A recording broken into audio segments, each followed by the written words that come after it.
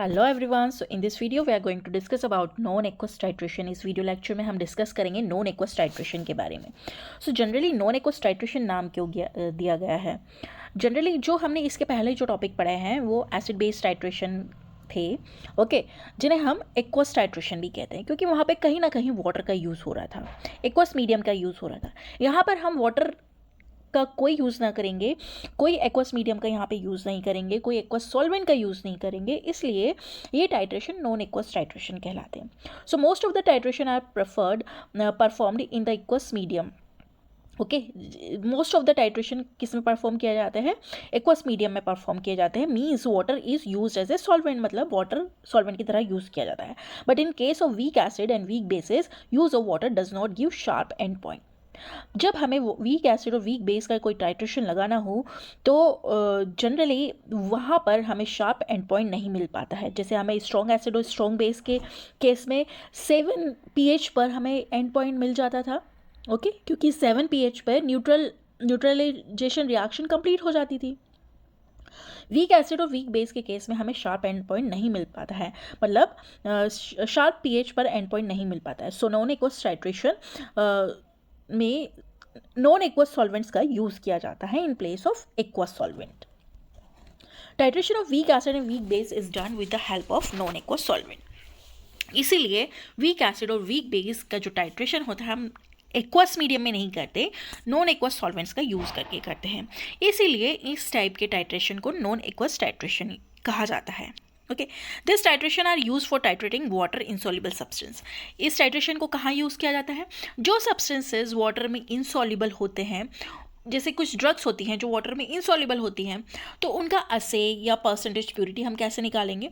By using non aqueous solvents. Okay, so non-aqueous titration is a type of titration in which analyte is dissolved in a solvent which does not contain water. Non aqueous titration क्या है? जिसमें sample को जो है dissolve किया जाता है, किसमें? इस तरह के सॉल्वेंट में जिसमें वाटर ना हो, मतलब नॉन एक्वस सॉल्वेंट। ओके, यहाँ पर जो इंडिकेटर यूज होता है नॉन एक्वस टाइट्रेशन में, वो भी वाइड रेंज के इंडिकेटर होते हैं, जैसे क्रिस्टल वॉयलेट है, थाइमोल ब्लू है, मिथाइल रेड है, अल्फा नेफ्थोल बेंजीन है। इस टाइप के इंडिकेटर्स हम यूज़ करते हैं। इंडिकेटर का काम क्या होता है? जब रिएक्शन कंप्लीट हो जाए, जब एसिड और बेस एक दूसरे को न्यूट्रल कर दे, उस पॉइंट पर आपको वो इंडिकेट कर दे कि रिएक्शन कंप्लीट हो गई है और stop adding titrant from the burette. उस पॉइंट को हम क्या बोलते हैं? And point. ओके, तो इंडिकेटर का काम यही होता है कि रिएक्शन जब कंप्लीट हो जाए तो आपको इंडिकेट कर दे।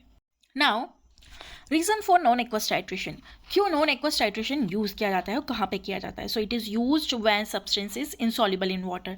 जब आपका सब्सटेंस या सैंपल जो है वो इनसॉल्युबल होता है वाटर में, जब आप नॉन एक्वस टाइट्रेशन को यूज़ करते हैं उनकी परसेंटेज प्योरिटी निकालने के लिए या फिर उनका एसे करने के लिए। It is use when substance is reactive with water. जब कोई सब्सटेंस आप वाटर के साथ बहुत ज़्यादा रिएक्टिव है, तो उस केस में भी आप नॉन एक्वस सॉल्वेंट का यूज़ करते हैं। It is use when sample is too weak acid और टू वीक बेस। जब आपका सैंपल बहुत ज़्यादा वीक एसिड हो या वीक बेस कैटेगरी का हो, तो आप नॉन एक्वस टाइट्रेशन को फॉलो करेंगे। Now come to the advantage of non aqueous titration. Non aqueous titration का एडवांटेज क्या है? It can be use for titration of mixture of acid. यहाँ पे हम एक एसिड का टाइट्रेशन ना करते हो, हम मिक्सचर ऑफ एसिड का भी यहाँ पे टाइट्रेशन कर पाते हैं। एंड ये जो टाइट्रेशन है वो सिंपल है, एक्यूरेट है, and can be use for substance that are insoluble in water. यहाँ पर उन सब्सटेंस का भी हम एनालिसिस कर पाते हैं जो वाटर में इनसॉल्युबल होते हैं। डिसएडवांटेज क्या होता है नॉन एक्वस टाइट्रेशन का? जनरली एक्सपेंसिव होते हैं, क्योंकि नॉन एक्वस जो सॉल्वेंट्स होते हैं वो एक्सपेंसिव होते हैं। Okay, water aqueous medium solvents जो होते हैं वो सस्ते होते हैं as compare to non aqueous, क्योंकि non aqueous solvents generally organic होते हैं, इस वजह से ये एक्सपेंसिव होते हैं। ये वोलेटाइल नेचर के भी होते हैं, तो ये इन्वायरमेंट को पॉल्यूट भी करते हैं। And indicator must be prepared in non aqueous medium. अब यहाँ पे जो इंडिकेटर आप यूज़ करेंगे, वहाँ पर आप उस इंडिकेटर को एक्वस मीडियम में नहीं बना सकते, उसे भी आपको नॉन एक्वस मीडियम में ही प्रिपेयर करना होगा। Now come to the type of non aqueous solvents. Non aqueous titration में जो सॉल्वेंट्स यूज होते हैं उनके डिफरेंट टाइप हैं। They are basically 4 type of solvents use in non aqueous titration में। First one is protophilic. Protophilic मतलब means proton lover, जिन्हें proton से प्यार है। So they are basic. जब ये बेसिक नेचर के होंगे तभी तो ये प्रोटोन देने वाले किसी सॉल्वेंट से प्यार करेंगे। ओके, सो प्रोटोफिलिक क्या होते हैं? जिन्हें प्रोटोन से बहुत ज़्यादा लगाव होता है। They are protophilic, proton lover. They are basic in nature, मतलब प्रोटोन देने वाले कौन होंगे? एसिड्स होंगे। तो जब ये बेसिक नेचर के हैं तो ये एसिड के साथ अच्छे से दोस्ती कर सकते हैं। Okay, they are use to dissolve acidic sample. देखा? सो जब भी एसिडिक सैंपल का आपको एनालिसिस करना है तो आप प्रोटोफिलिक सॉल्वेंट्स का यूज़ करेंगे। Now come to the protogenic solvent. Protogenic, genic मतलब जनरेट करने वाले, वो सॉल्वेंट्स जो प्रोटोन को जनरेट करते हैं, मतलब they are proton generator. Protogenic solvents are acidic nature, ये एसिडिक नेचर के होते हैं। So they can donate proton, ये प्रोटोन डोनेट कर सकते हैं। And they are use to dissolve basic sample, क्योंकि ये एसिडिक नेचर के होते हैं, प्रोटोन दे सकते हैं। एसिड में क्या होता है? प्रोटोन ही तो होता है।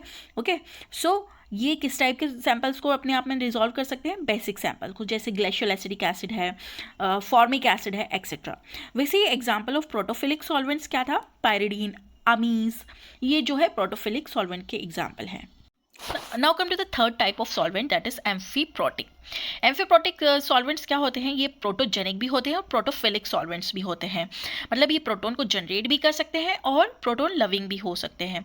This solvents can behave as acid as well as base. ये एसिड और बेस दोनों तरह से वर्क कर सकते हैं, इसलिए इन्हें एम्फीप्रोटिक कहा गया है। Amphiprotic solvent can either accept proton और डोनेट प्रोटोन।